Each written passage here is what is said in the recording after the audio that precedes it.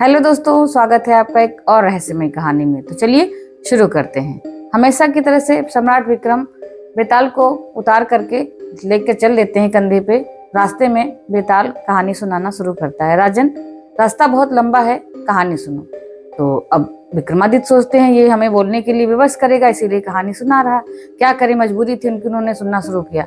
बेताल ने कहानी सुनाना शुरू किया। राजन, किसी नगर का एक राजा था, मांडलिक। उसकी पत्नी थी बहुत ही सुंदर, उसका नाम था रत्नावती। पत्नी का नाम रत्नावती था, उसकी एक बेटी भी थी, उसका नाम लावण्यवती था। वो बहुत ही सुंदर थी। जब वो बड़ी होने लगी धीरे धीरे, जब वो शादी के लायक हुई तो उस राजा के जो परिवार के लोग थे उन्होंने उस राज पे हमला कर दिया। जब हमला कर दिया तो आक्रमण करने पर वो वहां से अपने परिवार को लेकर के निकल लिए जहां से उनकी रानी थी, उसी क्षेत्र में वो चल दिए। अपनी पत्नी को, रत्नावती को और लावण्यवती को लेकर के वो जंगल के रास्ते से जा रहे थे। जिस क्षेत्र में वो जा रहे थे वहां पे बहुत भीड़ रहते थे। रात्रि का समय था तो राजा ने कहा कि तुम दोनों लोग, अपनी रानी को बुला करके कहा, तुम दोनों यहीं कहीं अंदर जाकर के छिप जाओ झुरमुट के बीच में। अगर भीलों ने हमला कर दिया तो क्या होगा। तो रानी ने बात मान ली और दोनों माता पुत्री जाकर के छिप गई। जब छिप गई तो महाराज जब अकेले रह गए, उसके बाद वो थोड़ा सा आगे चले, बोले रात बीत जाएगी फिर हम लोग मिलेंगे सुबह। तो रत्नावती झुरमुट से देख रही थी। थोड़ा आगे चलने पर महाराज को भीलों ने घेर लिया और महाराज बहुत लड़ाई, उनसे युद्ध हुआ। बहुत समय तक युद्ध चलता रहा, लेकिन सुबह होते होते भीलों ने उनको घेर करके राजा को मार दिया। जब अब सुबह हुई तो दोनों माता पुत्री दोनों बाहर निकल करके जब आई और देखा महाराज के मृत शरीर को वहां पे पाया तो बहुत दुखी हुई, विलाप करने लगी। किंतु विलाप करते करते जब वो बिल्कुल शोकाकुल ही अवस्था में चली आगे कि अब क्या किया जाए, हम लोग तो अपने राज से भी दूर हैं और महाराज भी नहीं रहे, तो दो माता पुत्री दोनों विलाप करती हुई एक तालाब के किनारे जाके पहुंच गई। रास्ता रेतीला था, वहां से जाते जाते दोनों के पांव उसी पे बनते हुए चले जा रहे थे। वो वहां जो माँ बेटी पहुंच करके विलाप कर रही थी, विलाप करते करते वहीं पे वो अर्धमूर्छित अवस्था में वहीं पे पड़ गई। जब वहीं पे पड़ी रही, उसी रास्ते पे एक साहूकार जा रहा था, उसका पुत्र भी साथ में था। साहूकार का नाम चंद्रसेन था, उसका पुत्र भी बराबर में ही था। वो कहने लगा, पिताजी देखिए ये किसी के पैर बने हुए हैं। तो वो कहता कि हाँ पैर तो बने हुए। तो फिर वो कहता कि पैर ये पता नहीं किसके हैं, लग रहा कि दो स्त्रियां इधर से गई हैं। तो उसने कहा कि साहूकार कहने लगा, ठीक है पुत्र, चलो देखते हैं कौन है, अगर कोई स्त्रियां ही हैं तो उसे मैं तुम्हारा विवाह करा दूंगा।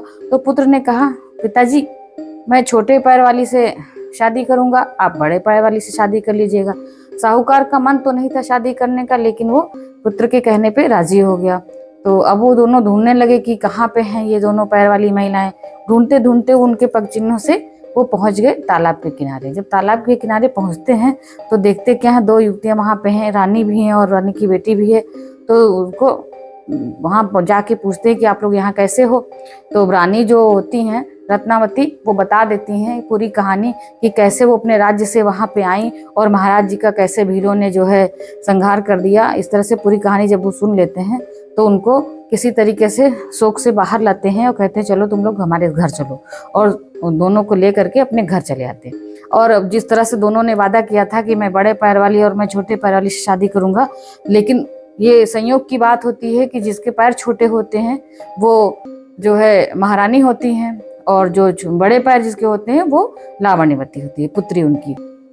अब जैसा कि दोनों ने मतलब कह रखा था कि शादी करेंगे, तो पिता जो होता है पुत्री से शादी कर लेता है और पुत्र जो होता है वो पुत्री की माता से शादी, यानी कि महारानी रत्नावती से शादी कर लेते हैं। दोनों की जब शादी हो जाती है, आपस में कई एक साल बीत जाते हैं, दोनों की संतानें होती हैं और वो आपस में मेल से बहुत अच्छे से रहने रहते हैं।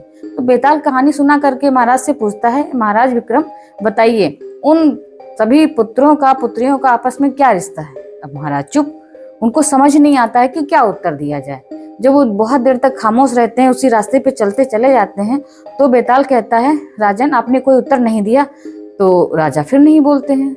बेताल मुस्कुराने लगता है, कहता राजन परेशान होने की जरूरत नहीं, आपने इतने समय तक हमारा साथ दिया, आपने मेरी हर कहानी का जवाब दिया। इस कहानी का जवाब ना भी देंगे तब भी हम आपसे बात करेंगे और आपको हम इस सब को ले जाने देंगे, इस तरह से कहते हुए, लेकिन आपको मेरी बात सुननी होगी। राजा कहते हैं ठीक है बताइए। तो बेताल कहता है मैं शव को ले जाने दूंगा, मैं चला जाऊंगा, लेकिन मैं जो कह रहा हूँ उसको ध्यान पूर्वक सुनो। तो राजा ने फिर से कहा ठीक है आप बताइए। तो कहता है बेताल, देखो राजन, जिस तांत्रिक के पास, साधु के पास तुम हम इस शव को लेके जाओगे, वो तुम्हें मारना चाहता है। वो तुमसे कहेगा कि इसका जो है सिर झुका के अभिवादन करो, और आप जो अगर अभिवादन करेंगे तो वो आपका सिर धड़ से अलग कर देगा और वो सिद्धि को प्राप्त कर लेगा।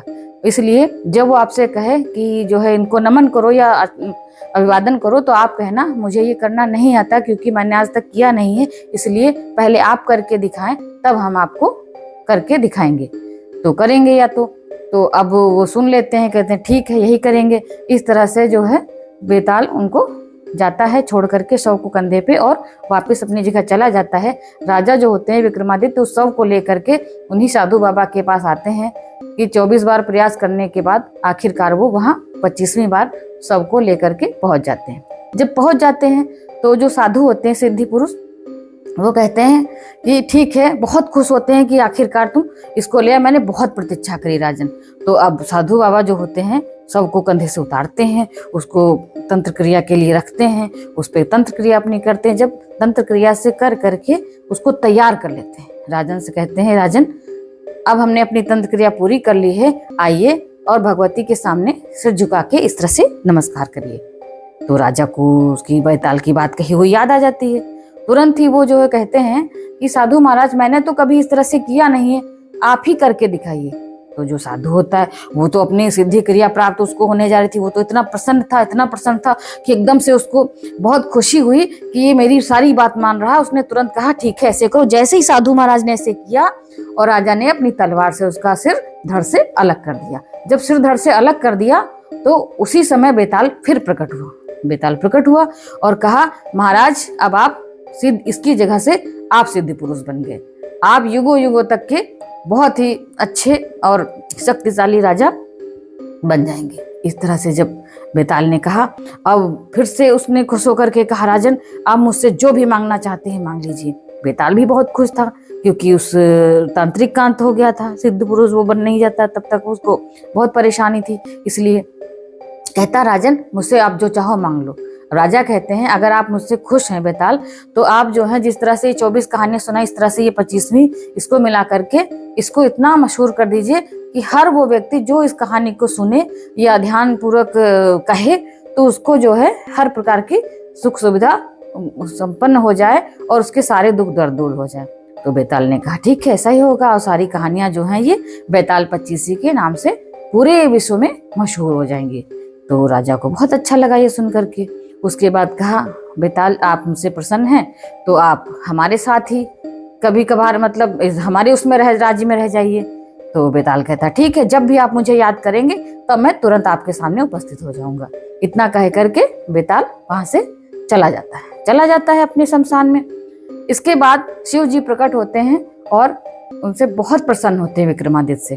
कहते हैं राजन विक्रमादित्य तुम्हारा यश पूरे पृथ्वी लोक में, पूरे जो है पाताल लोक में सभी जगह पे इतना मशहूर होगा, तुम इतने न्यायप्रिय और अच्छे राजा बनोगे और जब तक जी चाहे तब तक तुम इस लोक में वास करो और अपना राज पूरा करो। उसके बाद जब तुम्हारा दिल चाहे तब तुम वापस हमारे पास आ सकते हो, तुम्हारी यश और कीर्ति बहुत दूर दूर तक फैलेगी। राजा बहुत ही खुश होते हैं कि हमको तो भोले बाबा ने दर्शन दिया और इतना सब कुछ कहा, और वो भोले बाबा को प्रणाम करते हैं। उसके बाद भोले बाबा अंतर्ध्यान हो जाते हैं। अब महाराज अपने राज्य में आते हैं। राज्य के लोग जब ये जानते हैं कि महाराज को इतना वर मिला हुआ है और ये त्रिलोक में विख्यात होंगे, तो महाराज का धूमधाम से स्वागत होता है और उनको राज पे उस पे बिठाया जाता है। राजसी वस्त्र अच्छे से पहनाए जाते हैं क्योंकि वो शमशान गए हुए थे और वहां से लौट करके आए थे। उनका संस्कार किया जाता है, बहुत अच्छे से अभिषेक किया जाता है और उनको राजगद्दी पे बिठाया जाता है। तो दोस्तों ये थी आज की कहानी। मिलते हैं कल एक और रहस्यमय कहानी के साथ।